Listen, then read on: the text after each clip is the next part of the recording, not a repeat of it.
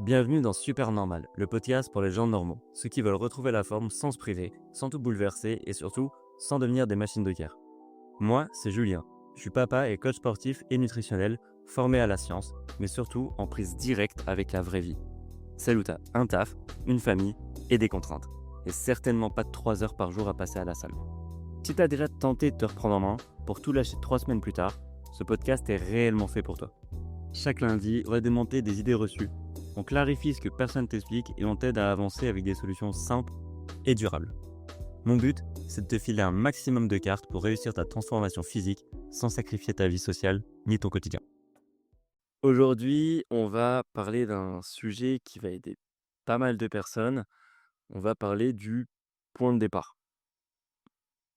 Un des constats que se fait le plus quand j'échange avec mes clients, avec des personnes qui veulent perdre du poids, et ça a sûrement déjà été ton cas, c'est qu'il y a un gros flou sur la façon de commencer à se reprendre en main. Le problème, c'est que du coup, tu vas procrastiner encore, encore et encore le fait de commencer quelque chose. Et finalement, 3, 4, 5 mois plus tard, bah, tu as toujours rien fait.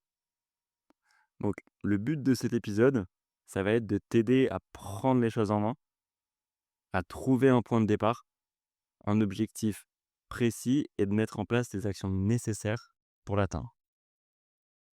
Dans ces situations de la vie, ça semble même naturel d'avoir un plan. Tu vas faire les courses pour acheter les aliments que tu as besoin pour faire la recette dont tu as envie. Et sans cheminement, il y a peu de chances que tu y arrives. Et pour ton corps, pour ta santé, c'est pareil. Perdre du poids ou te sentir mieux, c'est bien, mais c'est pas assez clair pour établir un plan d'action concret. Donc, pour y arriver, pose-toi plein de questions. Est-ce que tu souhaites perdre du poids? Est-ce que tu aimerais être plus dessiné, perdre tes poignées d'amour? Après, c'était pas forcément physique. Tu aimerais peut-être savoir te baisser sans avoir mal, jouer avec tes enfants plus longtemps, sans être essoufflé, sans te bloquer, sans te faire mal à nouveau quand tu es au sol. Ça peut vraiment être complet, voire divers et varié. Ensuite, mets-y un timing. Attention, ici, il faut que tu sois réaliste, donc sois pas trop pressé. Arrête de croire, aux méthodes miracles ou au summer body en 30 jours parce que, ça, c'est des choses que tu vois sur les réseaux sociaux, mais oublie pas que tu as pas accumulé tous ces kilos en 3 mois, donc espère pas non plus tout perdre en 3 mois. Mais sois également conscient que plus tu iras vite, plus tu seras drastique, plus tu vas t'exposer à l'effet yo-yo. Et si tu es pas familier avec ça, heu, que tu as pas écouté le premier épisode, je t'invite vraiment à mettre en pause et aller l'écouter pour comprendre ce phénomène et éviter d'y faire face parce qu'après tous les efforts que tu vas mettre en place, ça serait vraiment dommage de tout gommer et de devoir tout recommencer. Après, attention, sois pas non plus trop laxiste sur ton timing. Si tu te dis sans arrêt: «Bon, de toute façon, ça prendra le temps que ça prendra, je suis pas pressé, je vais faire ça à la douce», et bah, tu auras constamment une excuse pour repousser à plus tard, pour remettre à demain ou alors pour justifier lorsque tu vas un peu t'éloigner de ton objectif. Donc, tu peux te fixer un objectif principal dans 1 an, par exemple, avec des objectifs intermédiaires par trimestre. Et si tu as vraiment beaucoup à faire, envisager des objectifs futurs également. Par exemple, tu peux te dire dans 1 an, tu serais content si tu as perdu 15 kilos. Même si tu aimerais, en perdre plus, qu'on soit d'accord. Mais d'ici là, tu aimerais peut-être prendre l'habitude de faire du sport plusieurs fois par semaine, perdre 3 à 4 kilogrammes d'ici 2 mois, réussir à courir 30 minutes sans t'arrêter d'ici 6 semaines, ou être capable de porter tes enfants sans douleur ni difficulté, de jouer, de suivre leur rythme d'ici 6 mois. Et ensuite, l'année d'après, tu te fixeras des objectifs plus ambitieux, mais en tout cas, chaque chose en son temps. Ton but, dans un premier temps, c'est de rester constant. Et pour finir dans la définition de tes objectifs, demande-toi, pourquoi tu le fais réellement. En général, tu veux pas perdre du poids juste pour perdre du poids, mais tu cherches plutôt à plaire davantage à ton ou ta partenaire, à te sentir plus confiant dans ton travail, à éviter les, schémas familiaux de diabète, donc prendre soin de ta santé. Pouvoir jouer avec tes enfants, tes petits-enfants ou arrêter de refuser des activités parce que tu as mal au dos ou parce que tu as peur de pas réussir, d'être un frein pour les autres. L'objectif ici, c'est de trouver ta motivation profonde. Je te conseille vraiment de faire l'exercice, de mettre des mots dessus, d'avoir une idée précise. C'est toujours mieux qu'avoir une idée vague. Tu peux même l'écrire, pour t'engager envers toi, même, et le matérialiser. Une fois que tu auras fait ça, bah, tu vas savoir exactement pourquoi tu fais ces efforts et pourquoi tu as envie d'avancer. Et ça, tu vas pouvoir t'en servir dans les moments difficiles, dans les moments où tu as moins de motivation. Et en ayant défini tes objectifs, tu devrais être capable de passer de «j'aimerais perdre du poids» à, par exemple, «je veux perdre autant de kilos d'ici 12 mois pour augmenter ma confiance personnelle, pour être capable de jouer avec mes enfants et être en santé le plus longtemps possible pour eux». Là, on rentre un peu plus dans la préparation mentale, mais je te garantis que si tu sais pourquoi tu le fais, si tu arrives à vraiment trouver le pourquoi profond de ton envie de changer, ça sera largement plus facile quand tu devras, surmonter ton manque de motivation, quand tu devras affronter les contraintes, quand tu devras, faire ton sport alors que dehors il fait pas beau, quand tu devras justifier aux autres pourquoi tu fais ces efforts, pourquoi tu peux pas venir avec eux et à la place tu dois faire autre chose. Tout ça sera vraiment plus simple quand tu auras ton pourquoi profond. Maintenant que tu sais exactement où tu veux aller, bah, tu vas devoir faire le point sur tout ce qui est en travers de ton chemin. Le but ici, c'est pas encore de choisir ce que tu dois éliminer ou non. C'est simplement de lister ce qui, selon toi, t'éloigne un peu de tes objectifs. Et plus tu seras honnête envers toi-même, plus ça sera efficace. Commence par exemple par l'alimentation. Demande-toi combien de restos tu fais, combien de fast-food ou combien de fois tu te fais livrer chaque semaine. Et qu'est-ce que tu manges? Qu'est-ce que tu bois dans ces situations? Qu'est-ce que tu fais après le boulot? Est-ce que tu vas, souvent en after work avec tes collègues? Le week-end, est-ce que tu es plutôt, tranquille comme d'habitude ou c'est, no limite? Est-ce que tu prépares tes repas pour le midi ou au contraire tu vas, manger un sandwich à chaque fois sur le pouce dans quelque chose qui se trouve à côté de ton travail? Est-ce que tu as réellement connaissance de ce que tu dois manger ou est-ce que justement tu penses que, la salade César, c'est un peu l'alternative saine quand tu vas au resto? Et ça va donner par exemple, tu commandes fast-food tous les mercredis. Tu fais un resto par mois avec tes collègues et le reste du temps, bah, tu t'achètes un sandwich ou un snack à côté de ton boulot. Pour ce qui est du week-end, généralement, ça va être, apéro, repas de famille ou entre amis avec forcément des desserts, de l'alcool, enfin voilà. Alors, c'est une petite aparté, mais t'en fais pas si ça fait beaucoup d'informations en plus, de toutes les explications de cet épisode. Je t'ai mis un PDF qui est téléchargeable directement dans la description et qui reprend la démarche étape par étape. Donc tu pourras la remplir après l'épisode, quand tu seras chez toi, au calme. Je t'ai mâché un maximum la démarche pour que tu puisses faire l'exercice pour toi, pour mettre tes objectifs à plat et t'auto-driver. Si tu veux, une fois que tu l'auras rempli, tu pourras même me l'envoyer pour que j'y jette un œil, que je te fasse un retour ou que je t'accompagne dans ta démarche. Maintenant que j'ai dit ça, tu peux vraiment te concentrer sur ce que je te dis. Une fois que tu as analysé ton alimentation, tu vas pouvoir analyser aussi ton activité physique. Ici, c'est simple, globalement, c'est qu'est-ce que tu fais en dehors de ton travail? Est-ce que tu marches? Est-ce que tu promènes ton chien? Donc promener ton chien, hein, pas te rendre au parc à chiens, et discuter pendant 1 heure avec les personnes qui sont là, mais en faisant le piquet. Même si c'est vraiment bien et c'est sympa, c'est pas du tout une activité physique. Est-ce que tu fais tes courses, ton ménage, ta vaisselle ou est-ce que tu es plutôt team, drive, aspirateur robot, lave-vaisselle? Est-ce que tu t'affales dans ton canapé? Est-ce que tu fais du sport régulièrement? Combien de fois par semaine et quel type de sport? Encore une fois là, est-ce que tu fais juste du sport ou est-ce qu'après avoir fait, ton padel, après avoir, fait ton foot avec tes potes, bah, dans les vestiaires, tu bois l'apéro. Donc là, par exemple, le constat que tu peux faire, c'est, tu sors le chien quand il fait beau, tu fais du tennis une fois par semaine et ensuite tu bois une bière avec les copains. Une fois chez toi, c'est repos pour mieux attaquer la semaine. Enfin voilà.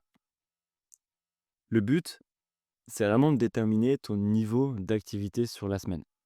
C'est pas de te mentir à toi-même, c'est vraiment de te rendre compte, de voir clairement ce que tu peux améliorer. Parce que, ouais, j'imagine que tu t'en doutes, c'est pas le tout d'écouter le podcast, de mettre des mots sur tes objectifs, mais tu vas vraiment devoir apporter des changements dans ta vie si tu espères avoir des résultats qui sont différents de ce que tu as actuellement. L'objectif, ça va être de trouver la somme des petits changements que tu peux exécuter rapidement pour lancer la machine. Et ensuite, tu sauras exactement ce que tu peux continuer d'améliorer étape par étape. Le troisième aspect que tu vas analyser, c'est ton style de vie. Encore une fois, le but, c'est pas de fermer les yeux sur ce que tu as pas envie de changer ou ce que tu veux conserver. Les choix vont se faire plus tard, ok? Donc, regarde ce que tu fais le soir, regarde ce que tu fais le week-end, comment se déroulent tes repas entre amis, tes repas en famille. Est-ce que c'est un enchaînement de verres à l'apéro? Quel type de plat vous mangez? Quelle est ta consommation d'alcool dans la semaine? Est-ce que tu as une heure régulière pour te coucher, pour te lever? Enfin, voilà. Maintenant, tu as devant toi tout ce qui est globalement un contresens de tes ambitions. Et la prochaine étape, c'est de définir les moyens que tu es prêt à allouer à ton objectif. Tu dois définir quel temps tu es prêt à consacrer. Tu dois faire un arbitrage entre ce que tu souhaites absolument conserver. Par exemple, tu veux vraiment garder ton resto entre collègues une fois par mois parce que c'est un bon moment, ça crée des liens avec l'équipe, enfin, peu importe les raisons, mais tu veux le garder. Tu dois trouver ce que tu peux adapter. Par exemple, consommer moins d'alcool dans les repas entre amis ou dans les repas en famille, adapter le menu quand tu invites des gens, commander des fast-food une semaine sur deux plutôt que le faire toutes les semaines. Et tu dois définir celle que tu es prêt à abandonner. Par exemple, tu vas faire du sport, mais dans les vestiaires, tu bois plus ta bière. Dans tes moyens, il y a aussi le niveau d'implication que tu es prêt à mettre.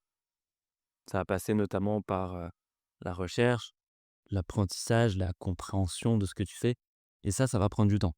Mais c'est la seule façon de mettre en place des bonnes choses, d'adopter des pratiques qui sont efficaces et de pas perdre ton temps ou pas perdre ton énergie en faisant des choses inutiles que tu vas trouver attrayants sur internet. Et pour ça, bah, tu vas devoir être curieux. Tu peux aussi me suivre sur Instagram, sur mon compte Deadlift Coaching. Je vais partager régulièrement des tips et des astuces que tu peux pouvoir appliquer dans ton quotidien. Tu peux aussi, dans tes moyens, allouer un budget qui sera dédié à un abonnement à la salle de sport pour avoir un endroit qui est dédié à ta pratique. Tu peux faire un budget pour avoir un coach, pour gagner du temps, pour éviter justement de faire tous ces efforts de recherche, de faire toutes ces erreurs, de perdre ton temps et aller directement à l'essentiel en étant drivé. Un budget dédié à ton alimentation, en intégrant des aliments plus sains au quotidien. Et c'est un budget qui représente un investissement sur toi-même. Faut pas que tu le prennes à la légère. Et généralement, en plus, ça va remplacer un budget malbouffe, un budget complément alimentaire inutile ou un budget abonnement inutilisé.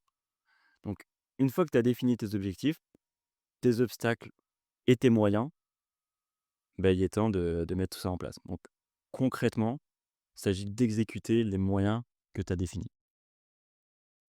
Si c'est te renseigner sur l'alimentation, ouvre ton PC, cherche à savoir combien de calories je dois manger, quels aliments consommer en priorité pour avoir un maximum de vitamines, de minéraux, augmenter ta satiété, obtenir ton quota de protéines, etc.